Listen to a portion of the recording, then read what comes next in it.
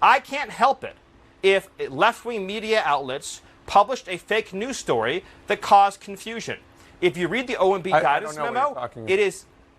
Well, if you read the OMB guidance memo, I don't know what it's as clear as day. Listen to this.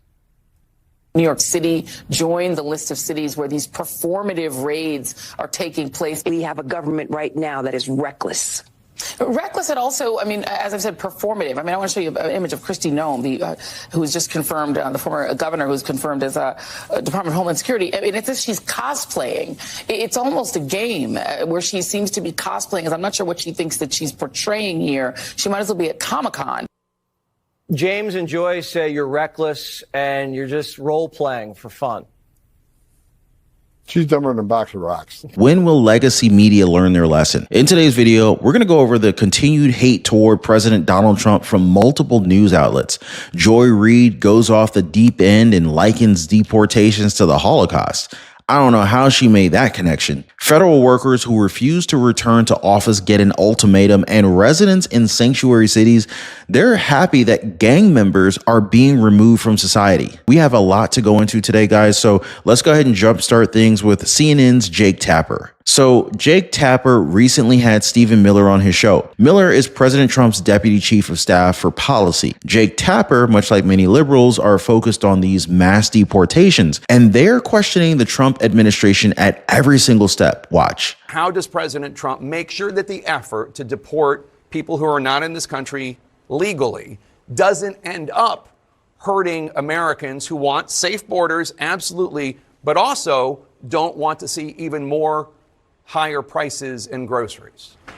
Well, I mean, I'm sure it's not your position, Jake, you're just asking the question, that we should supply America's food with exploitative illegal alien labor. I obviously don't think that's what you're implying. Only 1% of alien workers in the entire country work in agriculture. The top destination for illegal aliens are large cities like New York, like Los Angeles, and small industrial towns, of course, all across the heartland, as we've seen with the Biden floods. None of those illegal aliens are doing farm work. Those 30,000 illegal aliens that Joe Biden dumped into Springfield. I'm talking about the ones that are. But I'm explaining this. It's important to understand. No, you're kind of changing the subject. I mean, I'm talking about the ones.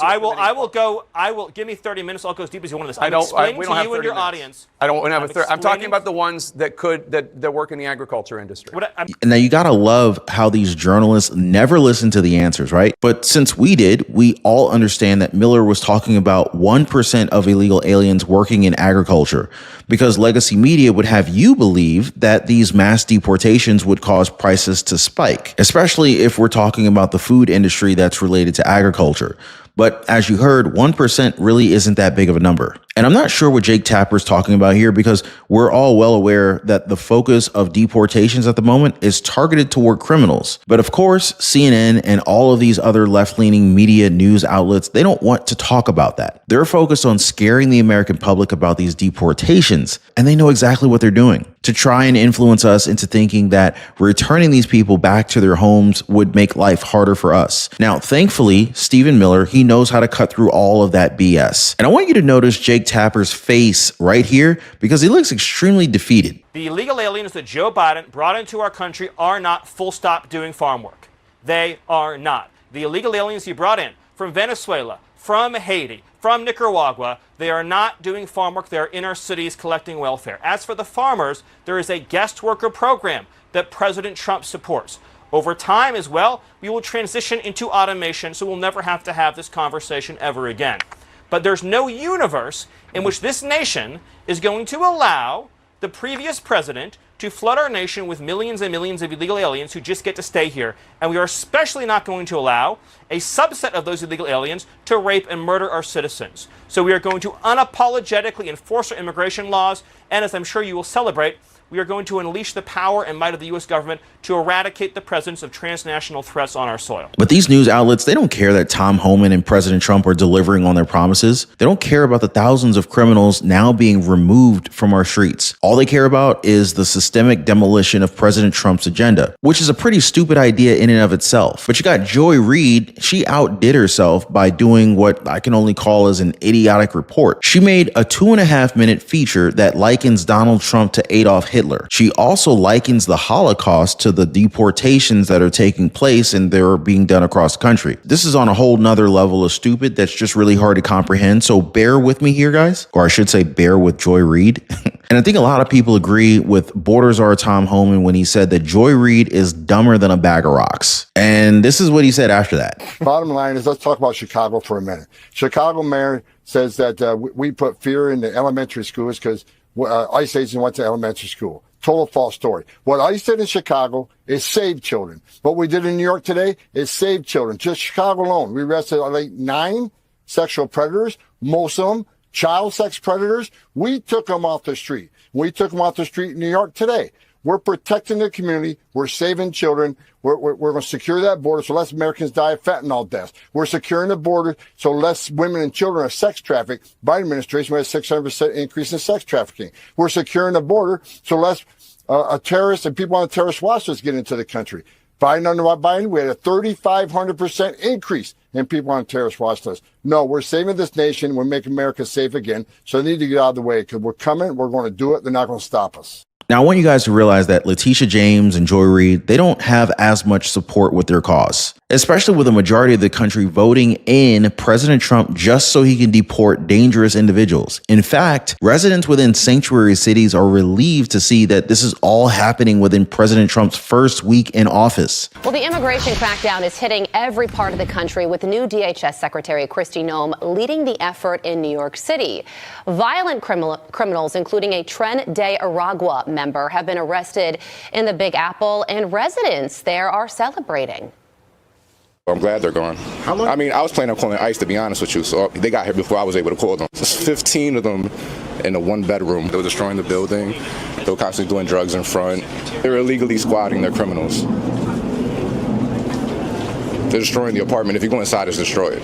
While the efforts of border czar Tom Homan and DHS Secretary Kristi Noem is commendable, there's a lot of work to be done still, of course. But at least the first steps are being taken to at least make our streets a little bit safer again. Now, speaking of work, a lot of federal workers just got a rude wake-up call. The Trump administration has a new mandate for millions of federal workers who have fallen in love with working from home in your PJs. Return to the office or resign. I like the emphasis. Senior White House correspondent Peter Doocy has the details on the buyouts being offered to those employees. Good morning, Peter. Good morning. The feds, the new Trump team, thinks they could save $100 billion taxpayer dollars because they think that many people, that many federal government employees are going to reply to an email they got last night with the word resign. Part of that email says, if you resign under this program, you will retain all pay and benefits regardless of your daily workload and will be exempted from all applicable in-person work requirements until September 30th, 2025, or earlier if you choose to accelerate your resignation for any reason. Some back of the napkin math, there are 2 million total federal workers. 6% of federal employees work full-time in the office. They think 200,000 would take this buyout. That's how they get to $100 billion in savings. The Trump team did not single anybody out with this email last night. Everybody got it. The White House described this offer to be very generous. The message also warned of future downsizing that could affect these workers, especially if they decide to stay. In the message, it reads, "We cannot give you full assurance regarding the certainty of your position or agency, but should your position be eliminated, you will be treated with dignity." The head of the American Federation of Government Employees Union warned that this process would have vast unintended consequences that will cause chaos for the Americans who depend on a functioning federal government. Now, as you guys may be aware, President Trump tasked Elon Musk and Vivek Ramaswamy with the task of downsizing the government. Although it's pretty safe to assume that Elon Musk, he might have his hands full as Vivek is set to run for governor of Ohio. But I want to ask you guys just a very simple question. Are you in favor of a more efficient government that doesn't use as much of our taxpayer dollars? Now, shifting gears here just for a second, I want you to go ahead and watch a previous video that I did where I talked about the president making his presence felt. In a stunning turn of events, President Trump was able to change the mind of one world leader with a simple announcement, one that revolves around tariffs. Make sure you guys check that one out. As always, appreciate you guys keeping yourselves informed. Appreciate you hitting the like button and for sharing this video. We'll see you next time.